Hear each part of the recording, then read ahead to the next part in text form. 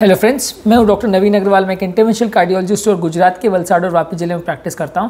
आज आपके लिए एक इंपॉर्टेंट और यूजफुल टॉपिक। आज हम बात करेंगे लिपिड प्रोफाइल से रिलेटेड टेस्ट के बारे में और कोलेस्ट्रॉल के बारे में एक जनरल ओवरव्यू पर बात करेंगे कि कोलेस्ट्रॉल लेवल्स क्या होता है, क्या काम करता है, क्या रिस्क फैक्टर्स है इसके बढ़ने के लिए। लिपिड प्रोफाइल टेस्ट में क्या चीज़ों को टेस्ट किया जाता है, इनके नॉर्मल रेंजेस क्या हैं, और इन जनरल लास्ट में थोड़े से शॉर्ट में हम टिप्स पर भी बात करेंगे। कोलेस्ट्रॉल लेवल्स को कम करने के लिए क्या किया जा सकता है बिसाइड्स मेडिसिन्स, उस बारे में बात करेंगे। टॉपिक काफ़ी इंटरेस्टिंग और प्रैक्टिकल यूटिलिटी का होगा, क्योंकि काफ़ी कॉल्स जो हमें आते हैं, काफ़ी लोग जो हमें पूछते हैं कोलेस्ट्रॉल से रिलेटेड जो क्वेरीज होती है वो ज़्यादातर इससे रिलेटेड ही होती है।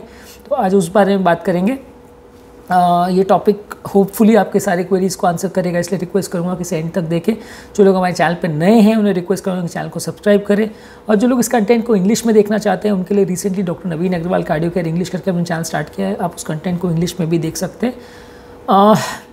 जो लोग के कोई कमेंट्स, क्वेरीज या सजेशंस है या कोई और टॉपिक्स पर अगर आप चाहते हैं हम वीडियोज़ पर देखें या वीडियोज़ बनाएं, तो वो टॉपिक्स को नीचे कमेंट सेक्शन में आप लिख के हमें बता सकते हैं। तो हम फ्यूचर में उन टॉपिक्स को कवर करने का प्रयास करेंगे। और अगर आपकी कोई हेल्थ रिलेटेड क्वेरीज है तो भी आप हमें लिख के भेज सकते हैं, मैसेज कर सकते हैं, हम उन्हें आंसर करने का प्रयास करेंगे।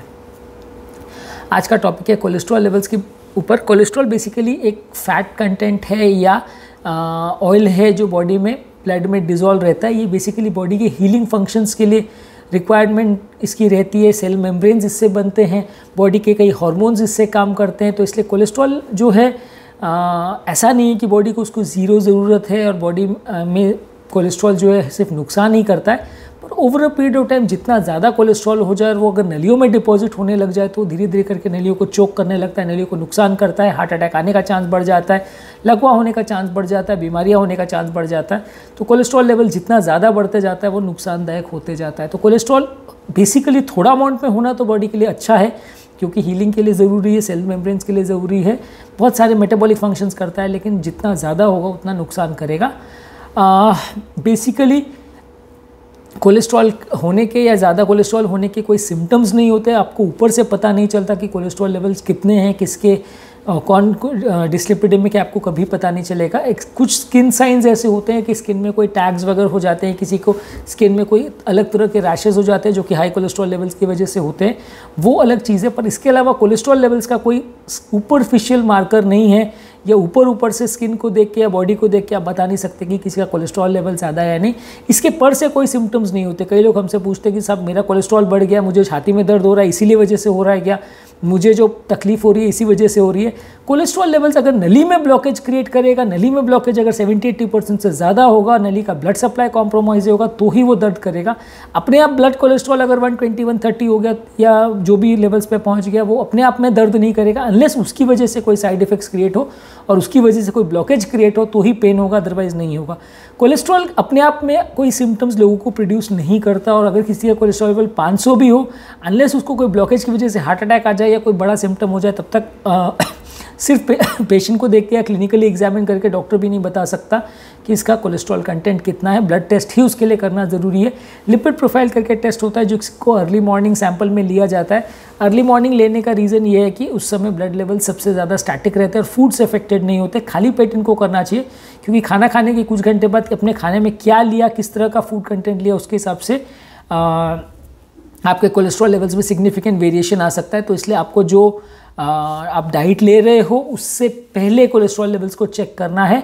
कोलेस्ट्रॉल लेवल्स सुपरफिशियली कोई सिम्टम्स नहीं करते, इसलिए हर आदमी को ब्लड लिपिड प्रोफाइल जो है एटलीस्ट 6 मंथ्स या 1 ईयर में एक बार चेक करना चाहिए। जिनको पहले से भी अगर कोलेस्ट्रॉल का प्रॉब्लम है उनको हर साल में या 6 मंथ्स में एक बार चेक करना चाहिए। जिनको कोई प्रॉब्लम नहीं है वो हर 4-5 साल में भी एक बार कराए तो चलेगा।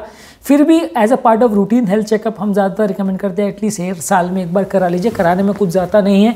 CBC, sodium potassium, urea creatinine और लिपिड प्रोफाइल, शुगर, ये सब टेस्ट साल में एक बार एटलीस्ट हो जाए तो बुरा नहीं है। कुछ बेसिक असेसमेंट मिल जाती है, थोड़ा एक अंदाज़ मिल जाता है कि व्यक्ति को कोई तकलीफ है या नहीं, और एक थोड़ा सा ट्रीटमेंट करने के लिए आपको मदद मिल जाती है। तो इसलिए ब्लड कोलेस्ट्रॉल लेवल्स आपको चेक हर साल में एटलीस्ट एक बार कर ले तो बुरा नहीं है। 4-5 साल में भी करे तो काम चलेगा। लेकिन जो हाई रिस्क पेशेंट्स है या जिनको वज़न ज़्यादा है, सीडेंट्री लाइफस्टाइल है, डायबिटीज़ है, जिनकी डाइट में कोलेस्ट्रॉल कंटेंट ज़्यादा है, उसको डेफिनेटली हर साल में एक बार करे तो अच्छा है। ये सारे रिस्क फैक्टर्स जिसको मैंने बताया कि वज़न ज़्यादा होना, डाइट का चेंज होना, स्मोकिंग करना, अल्कोहल लेना, डायबिटीज़ होना, ये सारे पेशेंट कंपैरेटिवली हाई रिस्क में आते हैं क्योंकि इनका ब्लड कोलेस्ट्रॉल लेवल ज़्यादा हाई हो सकता है और इनको कोलेस्ट्रॉल रिलेटेड बीमारियाँ होने का भी चांस ज़्यादा होता है।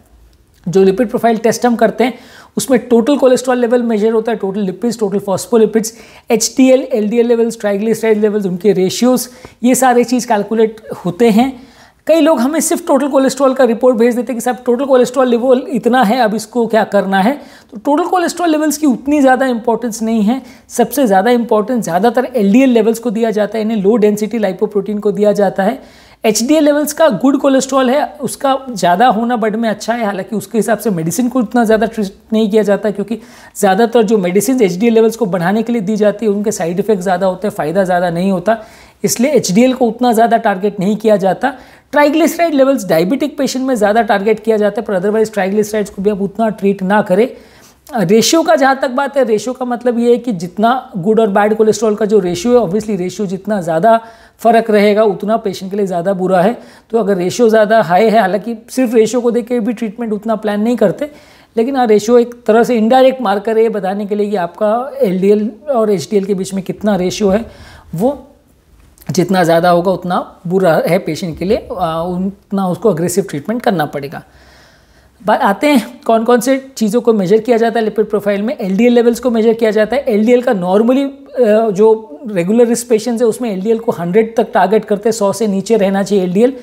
जो बिल्कुल ही लो रिस्क पेशेंट है, कोई रिस्क फैक्टर्स नहीं है, बहुत यंग पेशेंट्स है, उसमें अगर 160 तक भी LDL हो तो हम मेडिसिन ट्रीटमेंट चालू नहीं करते, लाइफस्टाइल मॉडिफिकेशन करके ज़्यादातर लोग का काम कर चलाते हैं। जो बहुत हाई रिस्क पेशेंट है, जिनको ऑलरेडी डायबिटीज़ हो चुकी है, ऑलरेडी हार्ट अटैक आ चुका है या मल्टीपल रिस्क फैक्टर्स हैं, पुरानी कोई बीमारी है, स्ट्रोक वगैरह भी हो चुका है, तो उनका LDL लेवल 70 से नीचे रखते हैं। LDL में एक ये भी है कि जितना लो रखे उतना ज़्यादा बेटर है। ऐसी कोई स्टडी नहीं है जो शो करती है कि अगर 30 और 40 किसी का LDL हो गया तो पेशेंट को नुकसान हो जाएगा, कि पेशेंट के सेल मेम्ब्रेन नहीं बनेंगे, कि पेशेंट इन्फेक्शन हो जाएगा, पेशेंट को इम्यूनिटी कम हो जाएगी, वैसा यूजली नहीं होता। इसलिए LDL लेवल जितना कम हो उतना ज़्यादा पेशेंट के लिए अच्छा है। टोटल कोलेस्ट्रॉल लेवल्स जो है वो ज़्यादातर 200 के आसपास रहना चाहिए। अगर किसी का 200 से 300 के बीच में है तो वो कंपेरेटिवली ज़्यादा माना जाता है। 250 से ज़्यादा अगर टोटल कोलेस्ट्रॉल लेवल है तो कंपेरेटिवली वो पेशेंट थोड़ा हाई रिस्क कैटेगरी में आता है, उनको ट्रीटमेंट करना ज़रूरी है। जो नॉर्मल लेवल से हमें मेंटेन करना चाहिए टोटल कोलेस्ट्रॉल, वो 200 से नीचे करना चाहिए। HDL यानी गुड कोलेस्ट्रॉल है, ये नॉर्मली पेरिफेरल से कोलेस्ट्रॉल को कंटेंट को लेके लिवर में लेके आता है, उनको मेटाबोलाइज करवाता है, कोलेस्ट्रॉल को नली में डिपॉजिट होने नहीं देता, इसलिए इसे अच्छा कोलेस्ट्रॉल माना जाता है। नॉर्मली मेल पेशेंट्स में ये 40 से ऊपर मेंटेन करना चाहिए, फीमेल पेशेंट में 50 से ऊपर मेंटेन करना चाहिए। बहुत ज़्यादा भी अच्छा नहीं है, 60 से ज़्यादा भी अच्छा नहीं है, 40 से नीचे भी अच्छा नहीं है, तो आपको 40 to 60 के बीच में ज़्यादातर मेंटेन करना रहता है। कोई भी ऐसी स्टडीज़ नहीं है जिन्होंने ये शो किया है कि HDL लेवल को बढ़ाने की दवाओं से बहुत फ़ायदा होता है। लाइफस्टाइल मॉडिफिकेशन से, डाइट से, एक्सरसाइज से, ऑलिव ऑयल वगैरह लेके आप इसको थोड़ा बहुत इम्प्रोवाइज़ कर सकते हैं। हमने ऑलरेडी एक सेपरेट वीडियो किया है कि HDL लेवल्स को कैसे बढ़ाएं, वो आप मेरे चैनल पे देख सकते हैं। बाकी दवाओं से HDL को बढ़ाने का बहुत ज़्यादा फ़ायदा नहीं होता, कोई भी ऐसी स्टडी नहीं है। इनफैक्ट कुछ स्टडीज़ ने तो ये भी शो किया है कि HDL लेवल को बढ़ाने से पेशेंट को नुकसान हो जाता है। पेशेंट का जो HDL बढ़ाने की कुछ टॉर्सिटाइप वगैरह मेडिसिन है उनसे तो पेशेंट को मृत्यु दर बढ़ जाता है। तो इसलिए मेडिसिन द्वारा HDL को बढ़ाने का ज़्यादा रोल नहीं है, डाइट एक्सरसाइज द्वारा बढ़ाएं तो अच्छा है। पर आजकल ज़्यादातर केस में हम LDL को ही टारगेट करते हैं, HDL को टारगेट नहीं करते हैं। नेक्स्ट है फास्टिंग ट्राइग्लिसराइड लेवल नॉर्मल 150 से कम रहना चाहिए। अगर 500 से ज़्यादा हो तो पेशेंट हाई लेवल रिस्क में आता है, तो हम पेशेंट को उसको ट्रीट करते हैं फिनोफिब्रेट्स और स्टैटिन से। अगर डायबिटिक पेशेंट है तो उसमें क्या है, ट्राइग्लिसराइड ज़्यादा कंपेरेटिवली ऑक्सीडाइज होता है, तो उसमें 250 से ज़्यादा अगर LDL हो तो हम पेशेंट को ट्रीट करते हैं, ट्राइग्लिसराइड्स हो तो हम पेशेंट को ट्रीट करते हैं। पर ट्राइग्लिसराइड यूजली डाइटरी कोलेस्ट्रॉल का मार्कर रहता है, जितना डाइट में कोलेस्ट्रॉल ज़्यादा रहता है उससे वो फ़र्क पड़ता है। बहुत ज़्यादा ट्राइग्लिसराइड लेवल्स के हिसाब से ट्रीटमेंट को डिसाइड नहीं किया जाता, ये उतना नुकसानदायक नहीं है जितना LDL होता है, तो इसलिए ट्रीटमेंट स्ट्रैटेजी हमेशा इसके हिसाब से डिसाइड नहीं होती। अगर आइसोलेटेड किसी को ट्राइग्लिसराइड 200-250 के आसपास है तो नहीं भी ट्रीट करे तो चलता है। हार्ट अटैक आने का चांस इससे बहुत ज़्यादा नहीं बढ़ता एक्सेप्ट फॉर डायबिटिक पेशेंट्स में। इसके अलावा नॉन HDL कोलेस्ट्रॉल मेजर करते हैं, इसका नॉर्मल लेवल 130 से नीचे रहना चाहिए। अगर किसी का 200 से ज़्यादा या 220 से ज़्यादा है तो उनको हाई रिस्क कैटेगरी में माना जाता है। और वैसे लोग को अग्रेसिवली ट्रीट करना चाहिए। अदरवाइज 130 से नीचे अगर रहता है तो ज़्यादा अच्छा है, उससे जितना ज़्यादा बढ़ते जाएगा उतना पेशेंट का रिस्क बढ़ते जाएगा। रेशियोज़ का जैसे कि मैंने कहा कि LDL HDL का रेशियो जो अलग अलग मेजर करते हैं, उसमें जितना हाई रेशियो उतना ज़्यादा पेशेंट के लिए बुरा है। उसका मतलब ये है कि LDL और ज़्यादा है और HDL और ज़्यादा कम है तो डेफिनेटली वो रेशियो ज़्यादा नुकसान करता है। पर प्राइमा फेसी हम ज़्यादातर ट्रीटमेंट जो है वो नंबर्स के बेसिस पे ही करते हैं, खासकर LDL लेवल्स पर की बेसिस पे ही करते हैं। उसमें HDL को या ट्राइग्लिसराइड को आप एज अ मार्कर स्टडी कर सकते हो, उनको दवाइयों को चेंज करने के हिसाब से यूज़ कर सकते हो। सिर्फ उनके बेसिस पे मेडिसिन का स्ट्रैटेजी ज़्यादातर चेंज नहीं होता। जो लिपिड प्रोफाइल का टेस्ट है उसके लिए पेशेंट को रात भर खाली पेट रहने का ज़रूरत है, ताकि मॉर्निंग में पेट में खाना वगैरह ना हो। इवन चाय भी नहीं पीना ज़रूरी है, नहीं पिया होना चाहिए। पानी पी सकता है पेशेंट, लेकिन कुछ खाया पिया नहीं हो तो कंपेरेटिवली आपको करेक्ट रिजल्ट्स मिलेंगे। अगर आपने ज़रा कुछ भी खा लिया है या थोड़ा बहुत भी आपने नाश्ता करके उसको टेस्ट कराया तो ट्राइग्लिसराइड्स और LDL के लेवल में सिग्निफिकेंट डिफरेंस आ सकता है। तो इसलिए आपको as far as possible lipid profile खाली पेट ही कराना चाहिए और फास्टिंग सैंपल देके उसके बाद आप नाश्ता वास्ता करें तो ज़्यादा अच्छा है। शुगर का भी आप साथ में सैंपल देते तो अच्छा है। ये 2-3 टेस्ट है, शुगर, थायराइड और लिपिड प्रोफाइल का, जो खाली पेट जिनके लिए ज़रूरत होता है। बाकी टेस्ट के लिए खाली पेट उतना ज़्यादा ज़रूरत नहीं होता है। लास्ट में हम बात करेंगे कुछ टिप्स के बारे में। कोलेस्ट्रॉल लेवल्स को कम करने के लिए सबसे इंपॉर्टेंट टिप्स क्या है? आपकी लाइफस्टाइल हेल्दी होनी चाहिए। Daily walking, running, jogging, exercise कीजिए। जितना ज़्यादा आपकी हेल्दी लाइफस्टाइल होगी उतना आपका कोलेस्ट्रॉल लेवल्स कम होगा। सिर्फ डाइटरी कोलेस्ट्रॉल को कम कर देने से या खाने में तेल की बिल्कुल कम कर देने से या जीरो ऑयल कुकिंग कर लेने से कोलेस्ट्रॉल जीरो हो जाएगा, वैसा नहीं है। लोग बोलते हैं कि यार हम खा ही नहीं रहे कोलेस्ट्रॉल, तो ब्लड कोलेस्ट्रॉल कहाँ से आएगा? कोलेस्ट्रॉल फिर भी शरीर में रहता है, वो एक मेटाबॉलिज्म का इंपॉर्टेंट पार्ट है आपके शरीर में। जब तक आपका बॉडी में ज़रा भी फैट है तब तक कोलेस्ट्रॉल ब्लड में रहेगा। जीरो ऑयल खाना खाने से या बिल्कुल लो ऑयल कर देने से कोलेस्ट्रॉल लेवल बहुत कम हो जाएगा, ऐसा नहीं है। हाँ, 15-20% का ज़्यादातर स्टडीज़ ने शो किया है कि डाइट से फ़र्क आप कर सकते हैं। रेगुलर बेसिस पे डाइट करते हैं, बहुत ज़्यादा अगर आप स्ट्रिक्ट और बहुत अग्रेसिव डाइट करते हैं तो मे बी 20-30% का डिफरेंस कर सकते हैं। जिन लोगों को अगर कोलेस्ट्रॉल लेवल्स बहुत ज़्यादा है, 150-180 से ज़्यादा, उस पर ज़्यादातर आपको कोलेस्ट्रॉल को कम करने के लिए मेडिसिन ही लगती है। सिर्फ डाइट और एक्सरसाइज की बेसिस पे उनमें हमेशा आपको कोलेस्ट्रॉल को कंट्रोल कर पाना मुश्किल ही पड़ता है। फिर भी आप प्रयास ज़रूर कर सकते हैं। जितना ज़्यादा आप एग्रेसिवली एक्सरसाइज करेंगे, जितना फिजिकली एक्टिव रहेंगे, उतना आपका कोलेस्ट्रॉल लेवल्स बेटर रहेगा। नेक्स्ट इंपॉर्टेंट टिप है, अल्कोहल का कंजम्पशन कम कीजिए। अल्कोहल, रेड वाइन अगर आप लेते हैं तो वो आपका HDL लेवल्स को बढ़ाता है, पर बाकी ओवरऑल आप अल्कोहल को कम रखें तो ज़्यादा है। ऑन एन एवरेज ज़्यादातर ये रिकमेंड करते हैं कि हफ्ते में 1-2 ड्रिंक से ज़्यादा ना हो तो ज़्यादा अच्छा, क्योंकि उसके हार्मफुल इफेक्ट्स ज़्यादा हैं और वो लिवर को डैमेज करता है। लिवर को डैमेज करता है तो कोलेस्ट्रॉल मेटाबॉलिज्म उससे इफेक्ट हो जाता है। लिवर नॉर्मली कोलेस्ट्रॉल को पचाता है या मेटाबोलाइज करता है, तो जितना लिवर डैमेज होगा उतना कोलेस्ट्रॉल लेवल में भी प्रॉब्लम्स आ सकती हैं। स्मोकिंग को बंद करना चाहिए। स्मोकिंग में जो ऑक्सीडेटिव प्रोडक्ट्स होते हैं जो टोबैको से निकलते हैं वो HDL लेवल्स को कम करते हैं, ऑक्सीडेटिव स्ट्रेस बढ़ाते हैं, हार्ट अटैक्स का चांसेस बढ़ाते हैं। तो कोलेस्ट्रॉल रिलेटेड जो भी बीमारियां हैं उनको स्मोकिंग बंद करना चाहिए। नेक्स्ट इंपॉर्टेंट टिप है, ग्रीन टी आप ले सकते हैं। ग्रीन टी में कुछ एंटीऑक्सीडेंट प्रॉपर्टीज़ रहते हैं जो कंपैरेटिवली आपका ब्लड कोलेस्ट्रॉल लेवल्स को कम करते हैं, HDL लेवल्स को थोड़ा बढ़ाते हैं, LDL लेवल्स को थोड़ा कम करते हैं। तो जो लोग कॉफ़ी वगैरह ज़्यादा पीते हैं उसके बदले वो ग्रीन टी ले तो कंपैरेटिवली उनकी हेल्थ के लिए अच्छा है। कोलेस्ट्रॉल लेवल्स को कंट्रोल करने में कुछ एक्स्ट्रा मदद मिलेगी। नेक्स्ट इंपॉर्टेंट टिप्स है, नट्स आप ज़्यादा ले सकते हैं। नट्स में कंपैरेटिवली कुछ वेजिटेबल प्रोटीन्स और अनसैचुरेटेड फैट्स होते हैं जो कि आपके कोलेस्ट्रॉल लेवल्स को कम करते हैं। आलमंड्स और वॉलनट यानी अखरोट ज़्यादा सबसे अच्छा माना गया है। बादाम और अखरोट इसके लिए सबसे अच्छा माना गया है। इनको आप स्नैक की तरह से ले सकते हैं, बहुत ज़्यादा नहीं लेना है। आप कई लोग ऐसा बोलते हैं कि आधा किलो 1 किलो खा लेंगे, वैसा नहीं आपको करना है। थोड़ा बहुत 4-5 दाने अपने लिए तो अच्छा है, क्योंकि कंपैरेटिवली इसमें कोलेस्ट्रॉल कंटेंट ज़्यादा होता है, तो इसमें बहुत ज़्यादा नहीं लेना है, आपको सीमित मात्रा में लेना है और वो हेल्थ के लिए अच्छा है। नेक्स्ट है रेड वाइन। रेगुलर बेसिस पर अगर आप रेड वाइन को जो लोग लेते हैं, मैं ऐसा नहीं कह रहा हूँ कि आप इसके लिए कोलेस्ट्रॉल को कम करने के लिए रेड वाइन चालू कर दें, क्योंकि ऑब्वियसली उससे तो मच बेटर होगा कि आप मेडिसिन ले लें, वो ज़्यादा अच्छी है, साइड इफेक्ट्स उसके कम होंगे। पर रेड वाइन अगर आप लेते हो तो HDL लेवल्स को 20% तक वो इम्प्रोवाइज़ करता है और LDL लेवल्स को थोड़ा कम करता है, तो इसलिए कंपेरेटिवली अच्छा है। एंटीऑक्सीडेंट तत्व रहते हैं, तो जो लोग अल्कोहल नहीं पीना चाहते वो ग्रेप फ्रूट जूस को भी ट्राई कर सकते हैं। ग्रेप फ्रूट जूस जो है ना, अंगूर का जूस भी है, वो भी कंपैरेटिवली HDL लेवल्स को बढ़ाने में हेल्प करता है। बहुत ज़्यादा आप ऑयल्स को या बहुत ज़्यादा अल्कोहल को इसके लिए अपना ले तो ज़्यादा अच्छा है। नेक्स्ट इंपॉर्टेंट टिप है कि चॉकलेट्स आप ज़्यादा से ज़्यादा मात्रा में खाएं। चॉकलेट्स डार्क चॉकलेट्स की बात कर रहा हूँ। चॉकलेट्स अगर आप ज़्यादा अमाउंट में खाते हैं, डार्क चॉकलेट जिसमें बाय डेफिनेशन 85% कोको होता है, तो वो आपके लिए एंटीऑक्सीडेंट का काम करता है और कंपैरेटिवली आपका HDL लेवल्स को बढ़ाता है। इसमें मैं मिल्क चॉकलेट्स की बात नहीं कर रहा हूँ, रेगुलर माइल्ड डार्क चॉकलेट्स की बात नहीं कर रहा हूँ, क्योंकि इंडिया में ज़्यादातर जो माइल्ड डार्क चॉकलेट सेल होते हैं उसमें 55% तक कोको कंटेंट होता है, तो वो उतना अच्छा नहीं है। 85% तक कोको होना चाहिए तो अच्छा है। पर वैसे चॉकलेट ज़्यादातर उतनी टेस्टी नहीं होती, बहुत ज़्यादा कड़वी लगती हैं, तो ज़्यादातर बच्चे तो बिल्कुल ही नहीं प्रेफर करते, इवन एडल्ट्स भी उतना ज़्यादा नहीं पसंद करते। पर हाँ, अगर आप वो ले रहे हैं तो डार्क चॉकलेट ही लें। आप मिल्क चॉकलेट्स वगैरह ले रहे हैं जिसमें शुगर कंटेंट ज़्यादा है या जिसमें कोको कंटेंट कम है, तो वो उतना फ़ायदा नहीं करेगा, उल्टा नुकसान भी कर सकता है। नेक्स्ट है ऑलिव ऑयल को लेना। ऑलिव ऑयल परहैप्स एकमात्र ऑयल है जो हेल्थ के लिए अच्छा माना गया, HDL कंटेंट को बढ़ाता है। इसमें पॉलीफिनॉल ज़्यादा होते हैं, मोनोअनसैचुरेटेड फैटी एसिड ज़्यादा होते हैं, तो ऑयल के ज़्यादा मात्रा में या रेगुलर ऑयल्स के बदले इसको लेने से HDL लेवल्स को इम्प्रोवाइज़ करता है, ओवरऑल हेल्थ के लिए अच्छा है।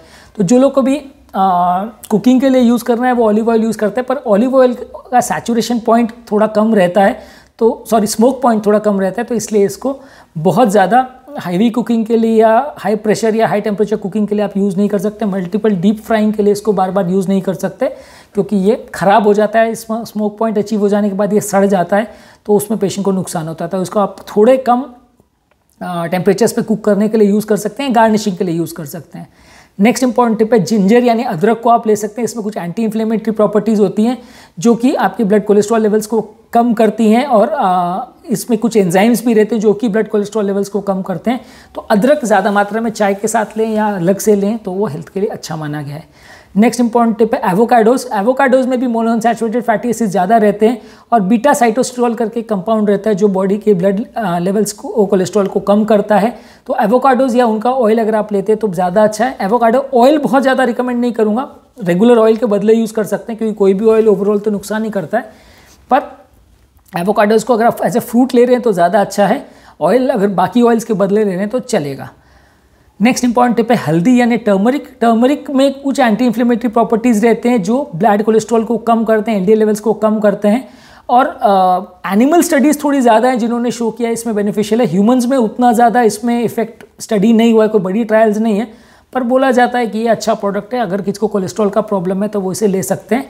लास्ट इंपॉर्टेंट टिप है रेगुलर बेसिस पे एक्सरसाइज कीजिए। जितना ज़्यादा और जितना विग्रसली आप एक्सरसाइज करेंगे उतना ब्लड HDL लेवल्स बढ़ेगा, एंटीऑक्सीडेंट तत्व रहते हैं तो हार्ट अटैक का चांस कम होगा, प्लेक स्टेबलाइजेशन होगा, कोलेस्ट्रॉल कम होगा, और कोलेट्रल्स खुलेंगे तो नलियों में ब्लॉकेजेस कंपेरेटिवली थोड़ा नुकसान कम करेंगे। तो एक्सरसाइज एक बहुत इंपॉर्टेंट टिप है जिन लोगों को भी कोलेस्ट्रॉल रिलेटेड प्रॉब्लम है।